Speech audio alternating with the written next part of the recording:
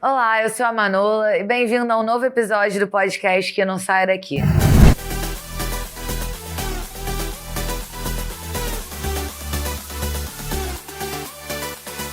No início do ano, a gente teve aquela trend, primeiro você começa, depois você melhora. Que é uma trend que viralizou fácil porque para os criadores de conteúdo e para a galera do marketing digital era uma oportunidade maravilhosa de mostrar de onde eles vieram, para onde eles chegaram, dar autoridade para eles e a mostrar ainda aquela jornada do herói. E, naturalmente, eu fui pensar em fazer também. Quando eu fiz, eu quis fazer... Primeiro você começa, depois você começa. Primeiro você começa, depois você começa. Porque a sensação que eu tenho é que eu tô sempre começando. A gente tem uma evolução ao longo da vida, mas a vida é repleta de novos começos. E você nunca começa exatamente igual, no mesmo pé. Você nunca começa do zero, mas é como se fosse. Porque você, naquela época, você fez o melhor que você podia com as informações que você tinha naquele momento, com os recursos que você tinha naquele momento e com a pessoa que você era naquele momento. Aí depois, sei lá, quebra a cara, termina tudo, ou quer pensar em fazer outra coisa, depois você começa do zero, mas do jeito que você era naquele momento, com as informações que você tinha naquele momento, com os recursos que você tinha naquele momento, sendo a pessoa que você era naquele momento. Então são sempre começos. Eu, criança, fui inventar 1000 coisas de empreendedorismo. Considero que o meu primeiro empreendimento foi na época da faculdade, que eu fazia eventos de brechó e novas marcas. Mas depois, quando eu comecei a ter a minha loja física própria, foi um novo começo. E quando eu abri um outro tipo de loja, foi um outro começo de outro setor. Então são sempre começos. E eu particularmente amo a ideia de começar e de tentar outra coisa e de se permitir ter esse olhar de iniciante na vida, mesmo com a sua bagagem. Porque acho que a beleza tá um pouco nisso, né? Tem esse desafio de, depois que você é especialista no assunto, como você consegue olhar para aquele assunto que você tem tanta familiaridade com o frescor, né? E esse frescor é essencial, porque você só aprende quando você não acha óbvio, você só aprende quando você tem a humildade de sentir que você ainda não é um especialista naquele assunto. Então eu quero sempre sentir que eu tô só começando e que isso é só o começo. Antes do podcast, 10 anos antes de eu pensar em fazer o podcast, eu tinha começado meu canal no YouTube em 2014. De certa forma, na verdade, nem de certa forma, ele claramente tem tudo a ver com o princípio do podcast. Meu primeiro vídeo no YouTube foi o que fazer quando você não sabe o que fazer. Um vídeo de 3 etapas, porque eu literalmente estava perdida naquele momento. Hoje eu tô perdida também, mas perdida com mais ferramentas. A gente não sabe o que fazer enquanto a gente está vivo, o que fazer enquanto a gente está aqui. E são tantas possibilidades, ao mesmo tempo, tantas angústias e tantas limitações dentro da nossa própria cabeça, tantas possibilidades de caminhos, de valores, de formatos, de soluções, que dá uma certa confusão mesmo. E o meu primeiro vídeo no YouTube foi sobre isso. Depois eu botei na descrição compartilhando minhas experiências de mundo, porque o primeiro insight que eu tive é que esse mal-estar não era especial meu. Eu não era tão especial assim por estar sentindo isso, eu não era mais profunda do que as outras pessoas, ou nada disso. Todo mundo sentia a mesma coisa. Por isso que no YouTube eu pensei, conforme eu for aprendendo alguma coisa que preste, eu vou compartilhando alguma coisa que preste. E eu não tenho que ter medo de mostrar as minhas vulnerabilidades, as minhas questões, porque por mais que tenham pessoas que aquelas questões elas tiram de letra, tem outras pessoas que vão se beneficiar de ter a minha experiência lá e vão aprender comigo, ou através de mim, ou inclusive aprender o que não fazer comigo. Então eu já tenho essa pertinência aí.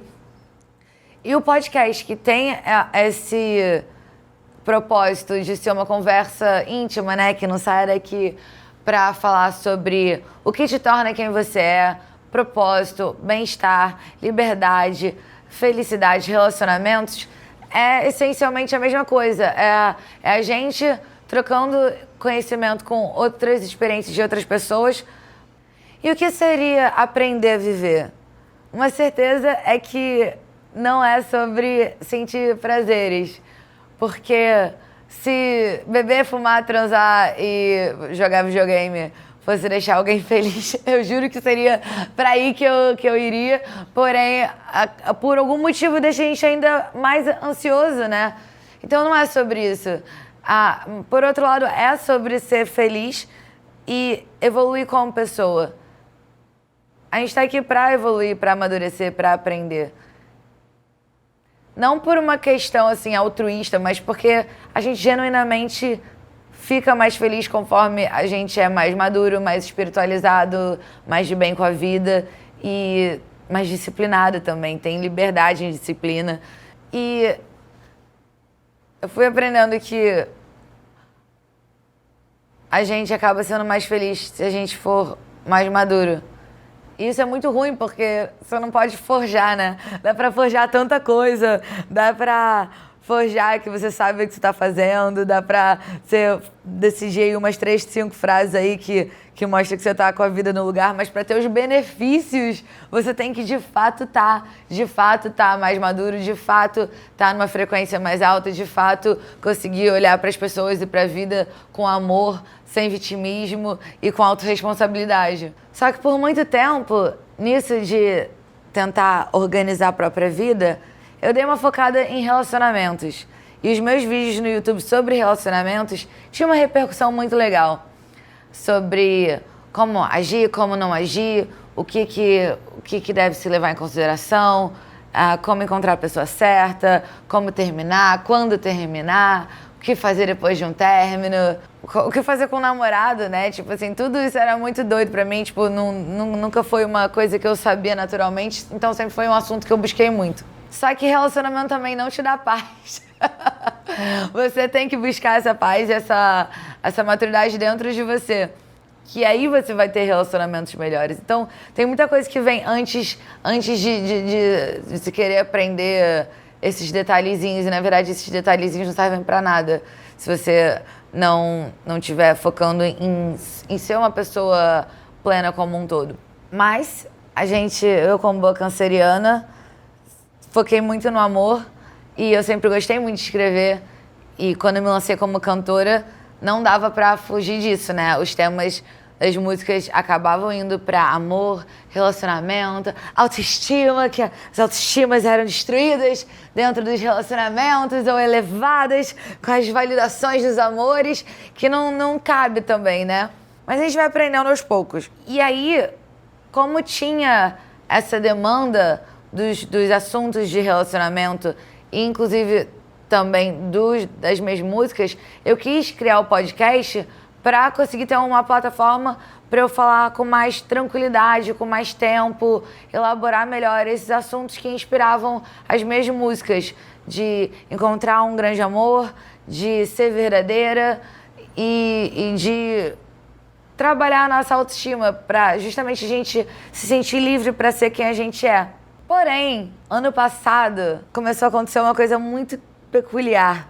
É normal e esperado que um artista tenha a sua persona e que a gente, quando canta uma música, a gente está interpretando aquela música. Então a gente tem o tanto que tem o eu lírico, né? Não precisa ser a gente vivendo aquilo no palco. A gente está vivendo aquilo no palco, mas é uma apresentação, né? Você está representando aquilo. Senão, você só poderia cantar sobre o coração partido quando tivesse coração partido, só poderia cantar sobre festa quando tivesse solteiro. E a gente vê que a vida pessoal dos artistas normalmente não tem nada a ver com o que a pessoa está fazendo na prática, né? Tanto que a maioria dos artistas cantam os mesmos hits durante muitos anos e tudo bem, não tem nada a ver. Mas como a minha carreira sempre foi muito visceral, muito de propósito, muito sobre a minha verdade do que eu tô vivendo, foi acontecendo uma coisa muito esquisita no ano passado, que eu ia compor a música de uma parada assim, genuína que eu tava vivendo. Por exemplo, Any Reason, uma música que eu lancei ano passado. A música Any Reason fala, me dá qualquer motivo, me ajuda a ficar aqui. É sobre você querer muito aquela pessoa, mesmo que no relacionamento esteja te fazendo mal, mas você ama aquela pessoa e você sabe que ela não é, tipo, uma pessoa ruim deliberadamente, mas a dinâmica de vocês não funciona, então você só quer, tipo, ajuda pra continuar lá. E eu amei essa música, porque foi muito genuíno o que eu tava sentindo, e eu acho que várias outras pessoas estão sentindo isso. Só que aí, beleza, eu compus no estúdio, pensei, é isso, done, tá certíssimo, perfeito. 6 meses depois, lancei a música. 6 meses depois já tinha conseguido largar aquela pessoa. 6 meses depois já tinha trabalhado em análise. Já descobri que eu tenho apego ansioso. Já tô achando uma péssima ideia alguém seguir o exemplo da minha música. E aí eu comecei a ficar com dificuldade de me defender. O que não tem cabimento, né? Mas estava me dando uma agonia, sabe? Essa divergência. E tinha uma outra música, a Girlfriend Experience, que é sobre você ter um romance de uma noite, sobre afetos casuais e tal. E aí, quando eu fui lançar, primeiro que eu fiquei noiada, né? Que Girlfriend Experience, na verdade, é uma expressão para quando você contrata uma acompanhante profissional pra pagar de namorado, né? E eu achava que era só, tipo, um preview de namoro, sabe? Tipo, tô tendo aqui a experiência de namorado sem estar namorando mesmo. Tipo, coisa que acontece muito quando a gente se emociona numa festa, por exemplo. E aí, 6 meses depois, quando eu fui lançar, eu tinha terminado meu relacionamento, tava, tipo, no grupo da igreja, fazendo estudos bíblicos, fazendo curso de maturidade emocional, jogando meu tênis, caminhando ao ar livre, porque me falaram que ia ser bom pra minha cabeça. Então, assim, olhando as plantinhas, tentando dormir cedo, acordar cedo, e fazendo a música sobre, tipo, can't promise tomorrow, promise tonight. E eu fugindo de festa. E aí, eu tava sentindo essa divergência, o que mostra um amadorismo da minha parte, com certeza. O certo seria, tipo, eu ficar tranquila com essa divergência, porque o importante é a pertinência da música, o importante é como ela musicalmente tem tudo a ver comigo e tem. Só que eu sou uma pessoa obcecada pela letra, eu sou uma pessoa obcecada pelo que eu tô falando, e eu sou uma pessoa também obcecada a não dar ideia ruim. Porque se não tá funcionando pra mim, se eu já vi que é furado, eu não quero passar essa dica, sabe? Não quero falar que o importante tá nem aí pra nada. Não, o importante é você, tipo, pegar pra você. É muito fácil você virar num relacionamento e falar, amiga, tem razão, ele não presta. Mas não é útil isso. É útil pensar, cara, tá, beleza, a culpa é de quem fez a parada errada. Mas o que eu posso fazer pra eu evitar, no ponto do que eu tenho controle, né, de passar por isso de novo. Porque senão você vai repetir aquelas experiências ruins. Eu sei porque eu achei que o raio não caía no mesmo lugar 2 vezes e caiu, sabe? Então, até eu conseguir virar pra mim e pensar o que eu tava fazendo de errado, o que eu podia fazer de diferente, eu não consegui me proteger de viver as mesmas experiências ruins. Então, por isso que tem essa parada muito pulsante pra mim de passar adiante. E até dentro da arte, eu sinto isso. Por acaso, eu não me preocupo isso tanto quanto eu tô escrevendo. Quando eu tô escrevendo, eu deixo sair do jeito que tiver, porque, inclusive, é uma válvula de escape pra mim. Isso e nas telas. Eu sou pintora também, né?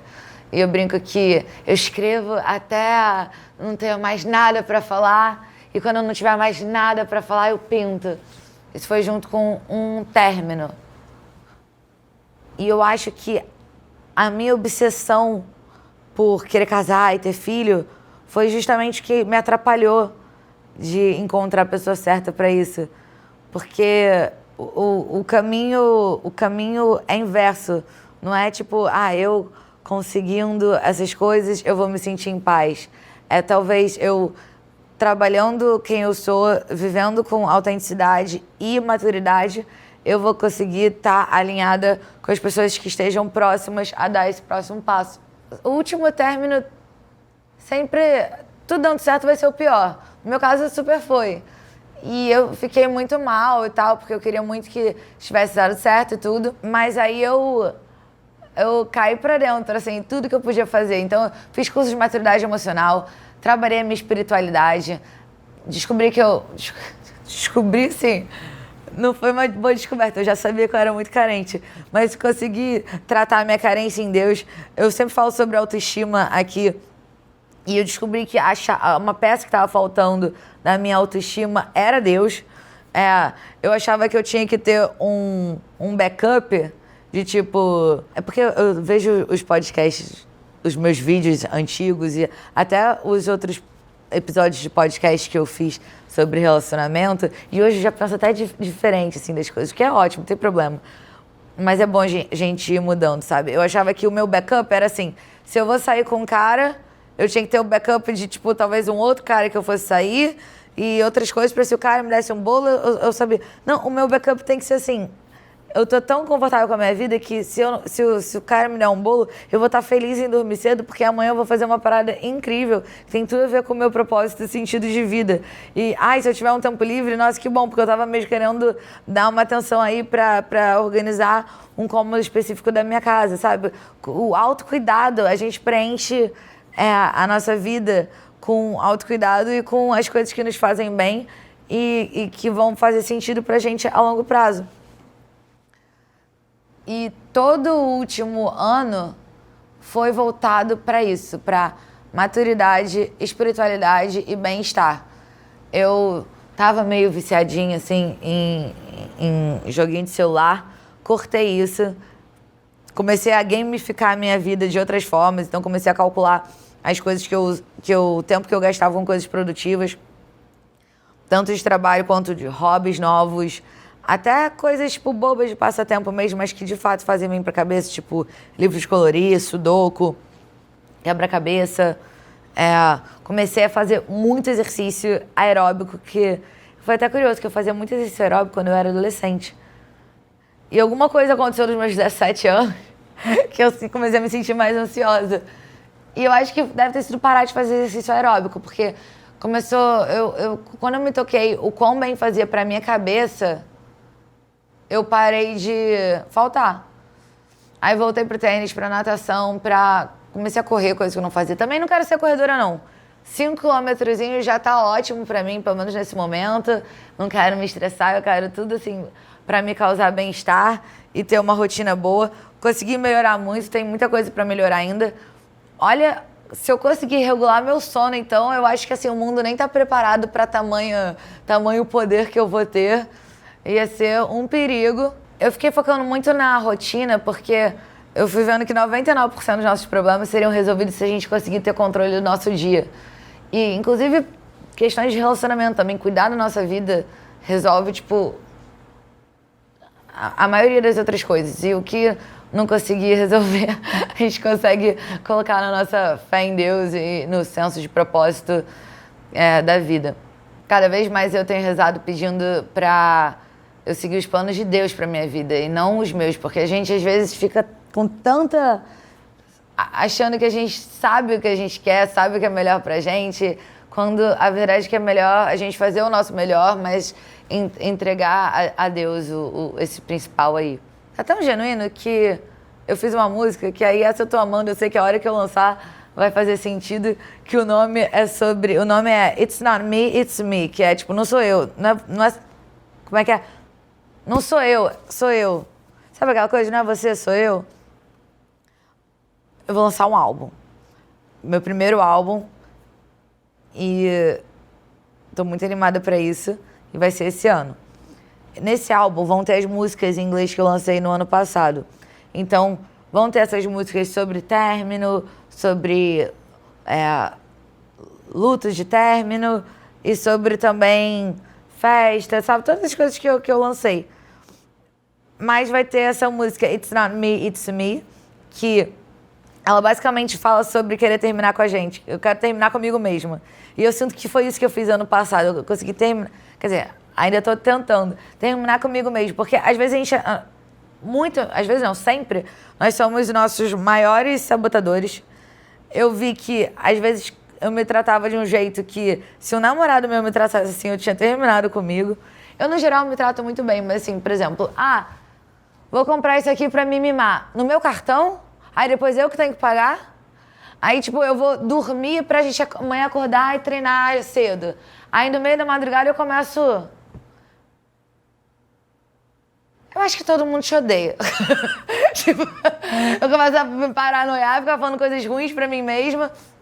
E aí depois, quando eu acordo, eu falo, não quero mais correr com você, não. Sabe, eu tenho que... Eu quero romper com essa pessoa que me faz mal. Tem sempre duas em mim, que eu tenho certeza que tem dentro de você também, que é a gente como a gente queria ser, como a gente tá quase se vendo agora, mas ainda não 100%. E a nossa eu, que é mais compulsiva, que é mais imediatista, que ela tem dificuldade de postergar a gratificação. E autossabotadora. E eu quero romper uma com a outra, porque elas ficam brigando entre si. Eu quero ser só a minha versão mais plena mesmo, assim, minha melhor versão minha. Ou pelo menos estar conciliada com esse lado. Porque tem isso também.